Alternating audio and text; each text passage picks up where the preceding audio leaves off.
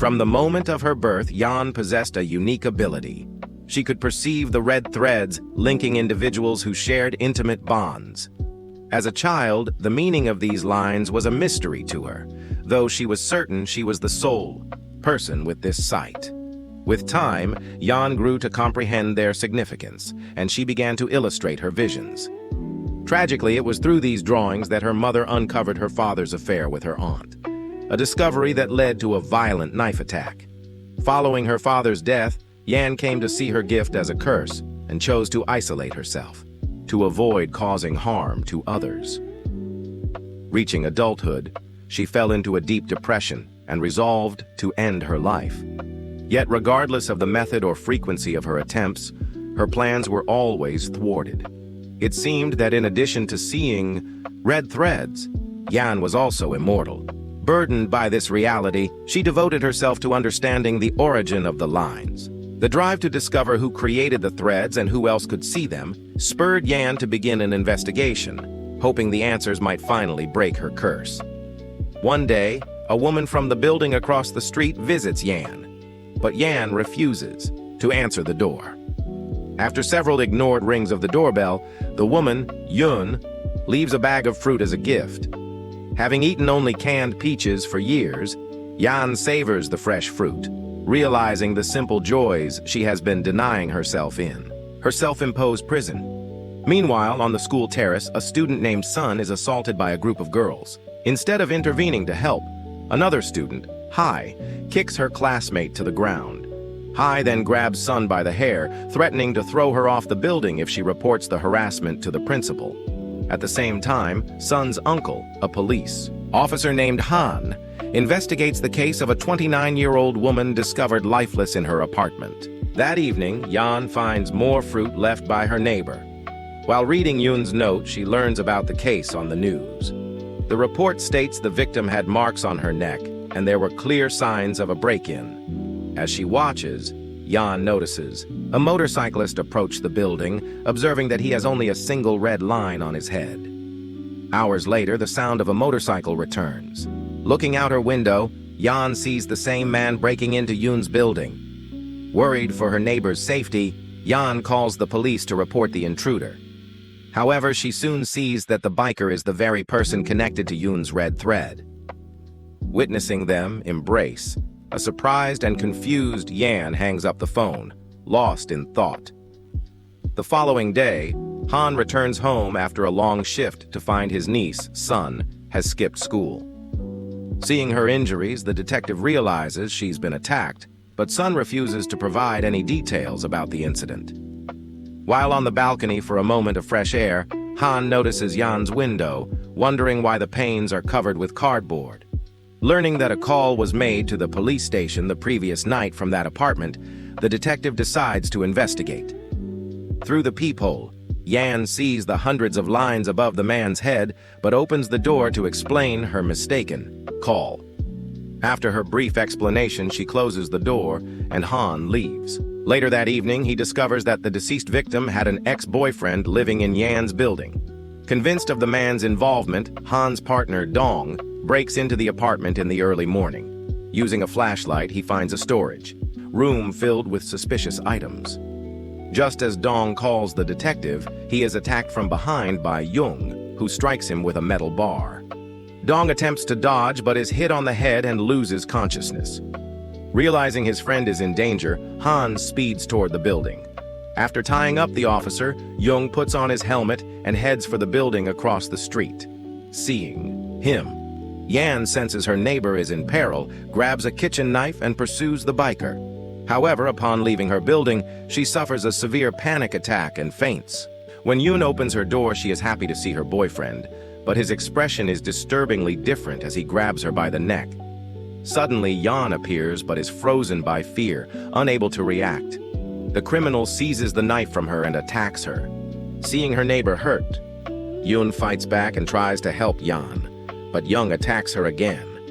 Just then, Han arrives and, seeing Yan's door ajar, enters her apartment. He looks out the window, draws his weapon to shoot the attacker, and just as the man is about to strike Yan again, the detective fires.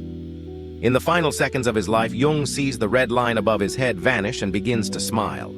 Moments later, an ambulance arrives to take Yoon to the hospital. After rescuing his partner, Han speaks with Yan, returning her sunglasses. Suddenly, Sun appears, and the detective learns that Yan and his niece know each other from elementary school, where they were classmates until Yan was abandoned by her mother after her father's death. Having used her gift to save a life, Yan starts to view the red lines in a new light and accepts her fate. As the sun rises, she receives a message from an unknown number, discovering another person shares her ability. The next day at school, Sun finds that Hai has broken into her locker and taken a letter. Humiliated before her classmates, Sun attacks the student to retrieve it, but Hai overpowers her. When a teacher enters and sees the fight, she defends Sun and allows her to go home. Investigating Jung's apartment, Han finds the storage room and realizes the walls are covered in drawings of red lines. Back at home, Sun tries on the glasses she found at school and suddenly sees a wire on her own head. Looking at her uncle, she sees hundreds of lines and screams in terror. Astonished by her discovery, the girl wanders the streets, observing people and trying to decipher the meaning of the red lines. She notices that some wires connect, pondering the link between those individuals. After several hours, she finally understands and returns to school with newfound confidence.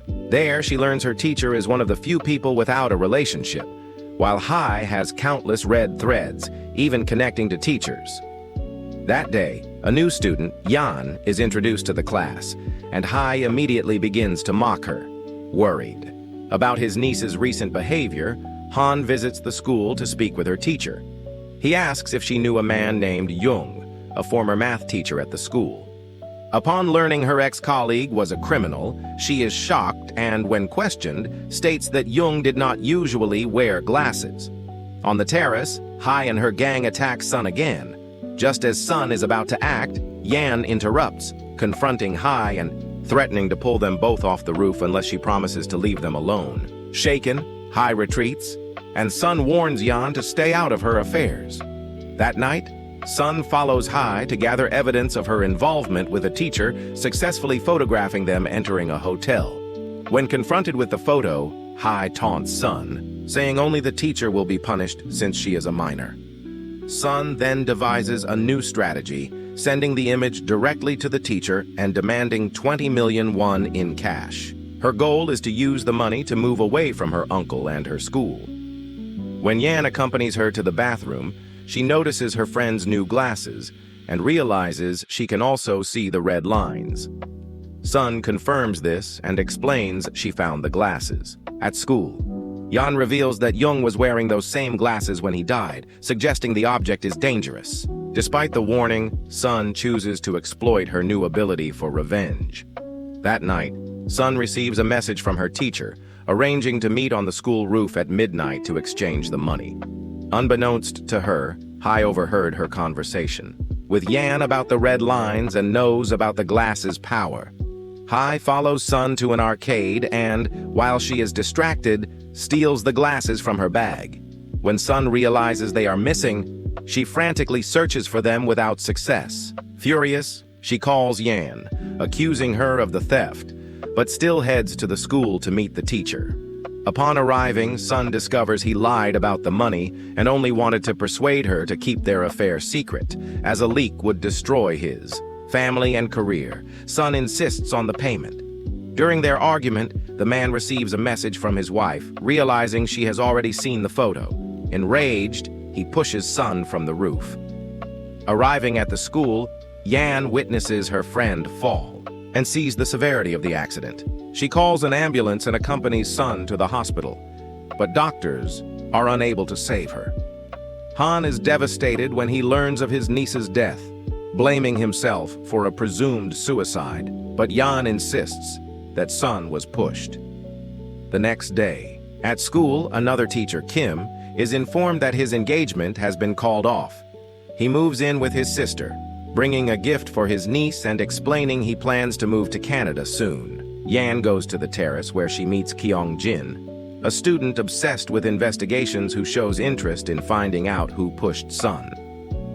In the staff room, Professor Kim finds a pair of glasses on his desk. After trying them on, he too begins to see the red lines.